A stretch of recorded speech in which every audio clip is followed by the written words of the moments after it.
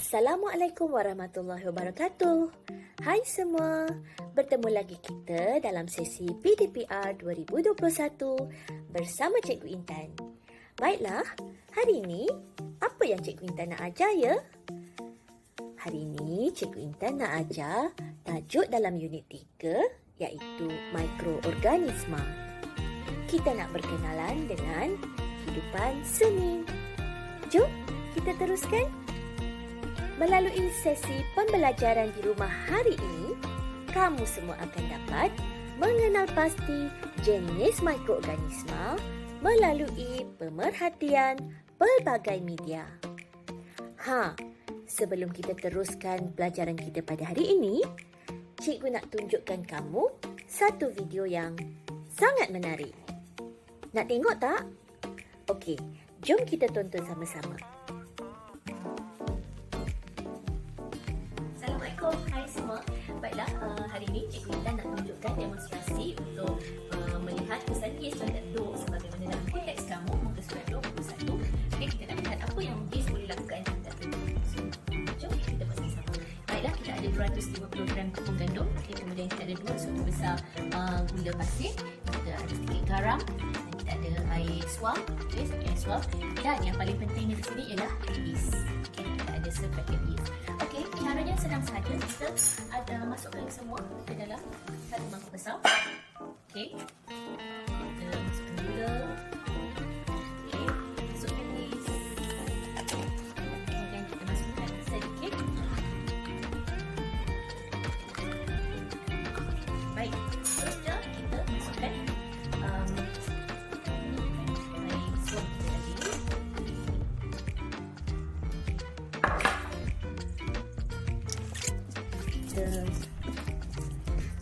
Biarkan dulu, okay, untuk beberapa mungkin dalam setengah jam. Okay, dan kita tutup dulu dengan kain basah. Baiklah, okay, sekarang kita nak tengok selepas setengah jam apa yang dah jadi dengan dough kita. Okay, jom kita tengok. Nampak tak? Dough kita dah mula naik. Okay, ni selepas setengah jam. Okay, patut dalam buku dia kata selepas sejam kan? Tapi dalam setengah jam pun kita boleh nampak dah. Okay. Dough tu dah mula mengembang. Kita banting lagi. Kalau lakukan sejam lagi dia mengembang besar lah. Okay. Lepas setengah jam pun dah boleh nampak dah. Nampak kan? Kamu boleh nampak ruang-ruang lubang-lubang pada dough ni. Apa sebenarnya lubang-lubang pada dough ni? Okay. Kita tengok hasil dough semalam dah pun jadi donat. Cikgu nampak ni. Kamu boleh dah cuba buat sendiri donat di rumah. Senang aja kan? Okay.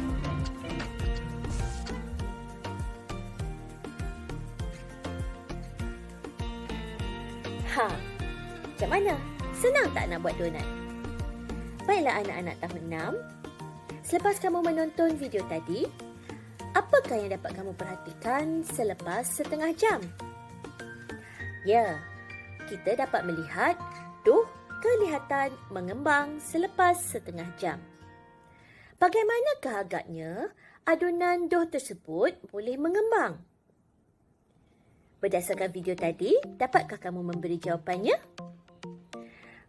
Sekarang cuba kamu fikirkan, apakah agaknya mikroorganisma yang digunakan dalam pembuatan donat itu tadi?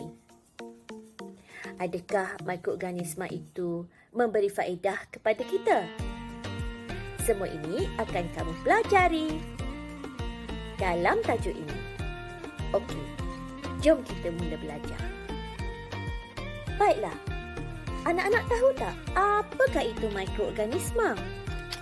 Mikro bermaksud sangat halus dan tidak dapat dilihat dengan mata kasar. Mikroorganisma pula bermaksud hidupan seni yang tidak dapat dilihat dengan mata kasar. Baiklah, sekali lagi cikgu ulang. Mikroorganisma ialah hidupan seni yang tidak dapat dilihat dengan mata kasar. Seterusnya, mari kita kenali apakah pula jenis mikroorganisma. Mikroorganisma ada 5 jenis yang utama. Okey, yang pertama ialah fungi. Yang kedua ialah protozoa. Yang ketiga ialah alga. Yang keempat ialah bakteria. Dan yang kelima ialah virus. Pernahkah kamu mendengar nama kelima-lima jenis mikroorganisma ini? Okey, selepas ini kita akan berkenalan dengan setiap satu jenis mikroorganisma dan kita juga akan tahu apakah contoh-contoh setiap jenis mikroorganisma ini. Mikroorganisma yang pertama ialah fungi. Fungi mempunyai contoh mikroorganisma yang boleh dilihat dengan mata kasar, iaitu kulat. Pernah tak kamu nampak kulat ni? Di mana? Betul. Kulat biasanya kita temui pada roti yang telah pun rosak ataupun makanan yang telah pun rosak. Okey. Yeast, mukor dan penicillium juga adalah contoh fungi. Tapi yeast, mukor dan penicillium ini hanya boleh dilihat melalui mikroskop. Kita tidak boleh melihat yeast, mukor dan penicillium melalui mata kasar.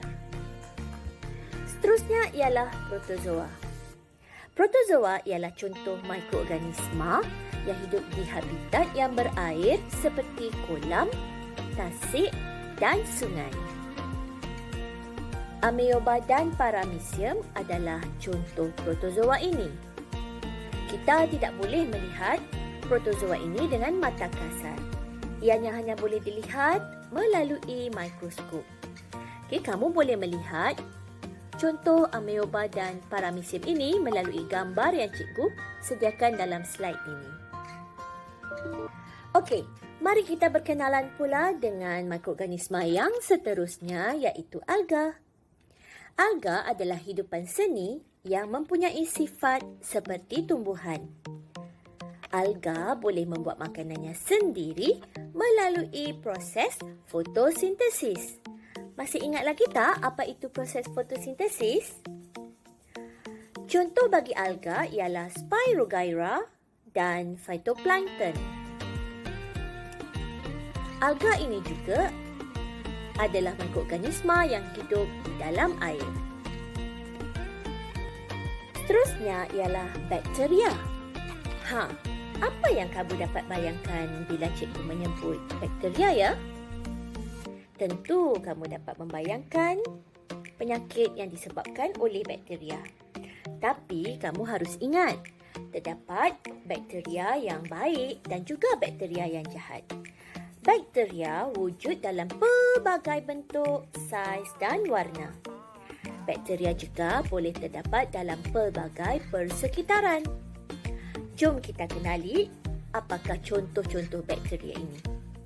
Baiklah, contoh bakteria yang pertama ialah Bacillus.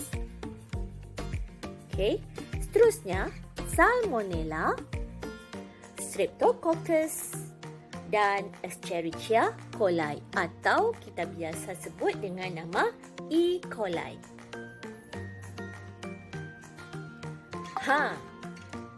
Mikroorganisma yang terakhir ini adalah mikroorganisma yang sangat terkenal sekarang ini. Apa dia? Virus. Virus? Takutnya. Apa yang dapat kamu bayangkan bila cikgu menyebut tentang virus? Virus sebenarnya merupakan mikroorganisma yang paling halus. Kita tidak dapat melihat virus jika hanya menggunakan mikroskop di makmal. Virus hanya boleh dilihat melalui mikroskop elektron. Mikroskop elektron merupakan sejenis mikroskop yang sangat berkuasa tinggi. Baiklah, contoh virus ialah virus HIV, virus influenza dan juga coronavirus. Jika kamu perhatikan, dari awal tadi cikgu banyak menyebut tentang mikroskop. Apakah dia mikroskop sebenarnya? Baiklah, sebagaimana yang kita sebutkan, mikroorganisma bermaksud hidupan seni yang tidak dapat dilihat dengan mata kasar. Kebanyakan mikroorganisma kita tidak dapat lihat dengan mata kita. Ia hanya boleh dilihat menerusi mikroskop. Mikroskop merupakan alat untuk memerhati mikroorganisma dengan lebih jelas. Baiklah anak-anak tahun 6, kita telah pun tiba di akhir pembelajaran kita pada hari ini. Cikgu harap penerangan cikgu tadi telah membantu kamu untuk memahami apa itu mikroorganisma, jenis-jenis mikroorganisma dan juga contoh bagi setiap mikroorganisma. Baiklah, sebagai tugasan kamu pada hari ini, berdasarkan gambar yang cikgu akan bekalkan kepada kamu, cikgu hendak kamu hasilkan satu pamflet yang menunjukkan jenis mikroorganisma, maksud setiap mikroorganisma dan contoh bagi setiap mikroorganisma. Boleh kan? Kamu boleh menghasilkan pamflet ini berdasarkan kreativiti kamu sendiri. Okey, itu sahaja untuk PDPR kita pada hari ini. Cikgu harap kita berjumpa lagi pada sesi PDPR minggu hadapan. Terima kasih kerana menonton. Stay safe. Bye.